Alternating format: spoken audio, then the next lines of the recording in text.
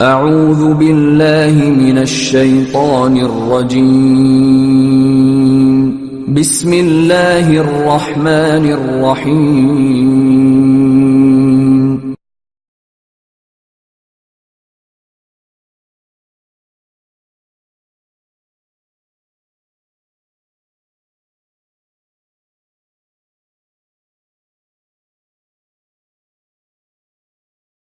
I asked a sister, she comes to the college, I said, why did you become a Muslim? SubhanAllah, the answer was ajib. She said, I've been Muslim 6 years.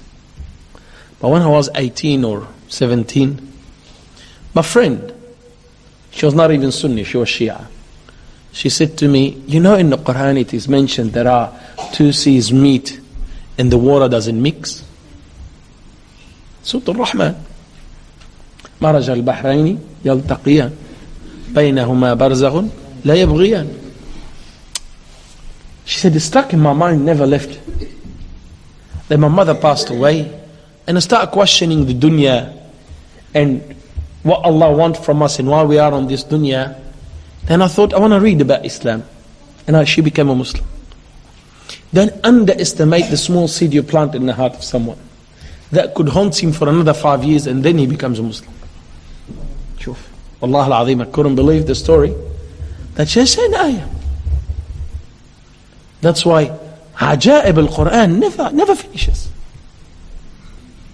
Sayyid Qutb rahmatullah alayh, as his brother Muhammad hafidhahullah was narrating a story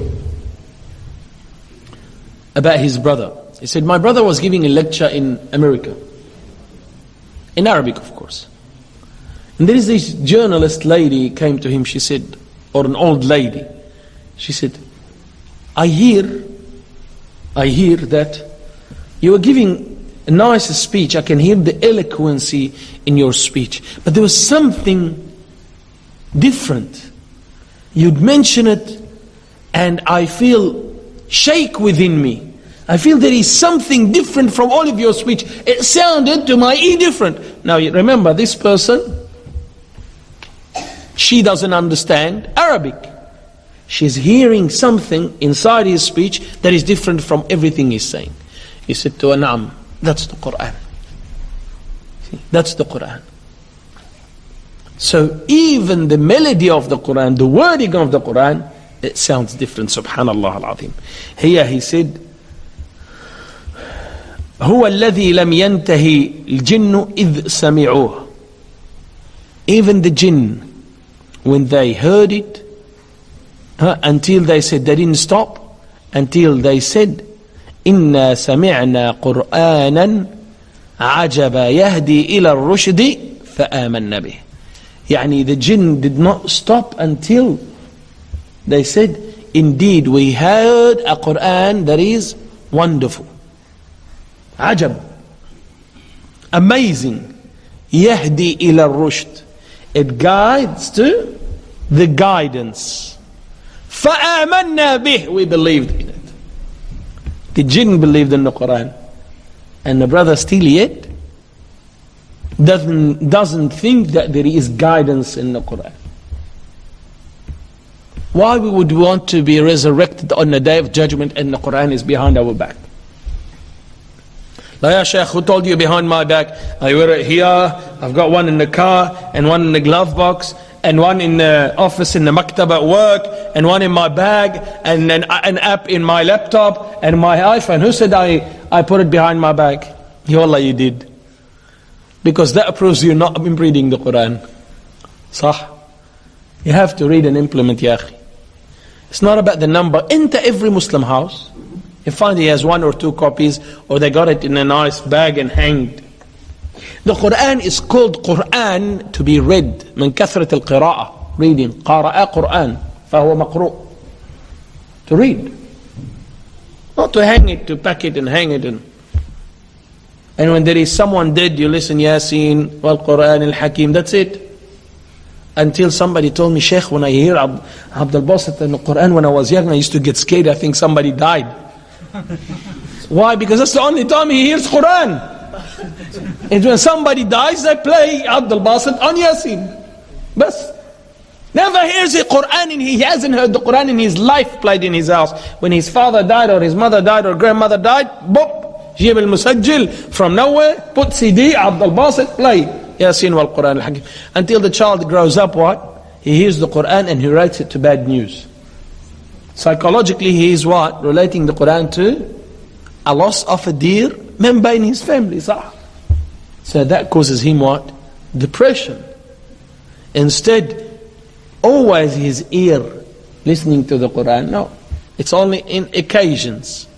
You see, he's used to listening to music all day around the house and television all day, and his mother screaming, and then all of a sudden everything quiet and Yasin wal Quran al-Hakim. Mushkila. If this is the only time we listen to Quran, mushkila.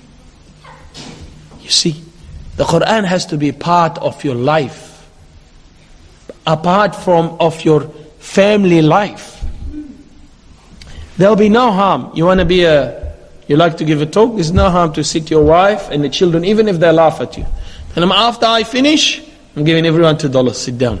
And your wife take 5, sit down. Give you the pink lady, the $5, sit down here. Sah. And read an ayah, and don't make your own tafsir. Abu Bakr wouldn't do his own tafsir. Please don't make your own tafsir. Read the ayah and read. You can always get a book of tafsir, $10. 3 ayat and read the tafsir. Say, what did we learn today? صح. 20 minutes. Bas صلي المغرب with your family and teach him that. Is it hard? Oh, it's not hard, but the shaitan will make it hard. صح. He said here, من قال به صدق. Whomever speaks with the Quran has spoken the truth. وَمَنْ عَمِلَ أُجِرْ. And whomever act upon it, he'll get the reward. وَمَنْ حَكَمَ بِهِ عَدَلْ. And whomever rules with the Quran, he has ruled with justice. وَمَنْ دَعَى إِلَيْهِ هُدِيَ إِلَى صِرَاطٍ مُسْتَقِيمٍ. And whomever calls to the Quran, is calling to a straight path, and he is on a straight path. So ya ikhwah, at the end of this hadith, the solution of Ummah Muhammad is what, ya ikhwah? Is to go back to the book of Allah. To take this book seriously in our life. Ikhwani, I said this in a lesson, and I'd like to repeat it here too. Every day, every nation competes with the best they have. Some say we invented the laptops and computers. Some say we invented the nuclear weapon. Some say we invented that and we invented that. Everyone is full of pride of his achievement. We concentrate as a comeback the scientific miracles of the Quran. We say, look, mashallah, the Quran talked about the embryo and talked about this and talked about the star and talks about the moon and talks about the sun. But if we realize that Allah gave us a miracle which in it the salvation of mankind, which is to rule by the Kitabullah, to rule by the Quran. The miracle of today is what the Quran has to offer to humanity. The biggest miracle I say today for the Muslims without them noticing, I said it in the lesson, I just want to repeat it. When I see people protesting in Wall Street, an American woman, no hijab, nothing, she's not Muslim, she carries a sign and says, we want Islamic finance system. Sah. Isn't that a miracle? Isn't it a miracle that the kuffar realize what you have to offer to the people inside your Quran? At least the financial system. And the people haven't studied and showed the miracles of the inheritance system in the Quran. And the marital system of the Quran and how it gave a framework to the marriage. They haven't seen the al-hudud and qada in Islam, about the rule against stealing and murder and all of that. They haven't seen the ruling of akhlaq in the Quran, the personal rights of the person in the Quran, How the Quran forbids strongly to call your brother in Islam in his nasab, or to talk about his mom or his sister. The relationship between humans in the Quran.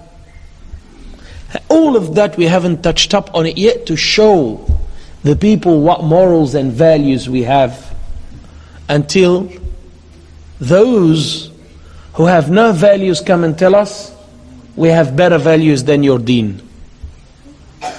You know why? Because we haven't, neither in practice nor at least in talking, showed them what are the values of Islam inside the Quran.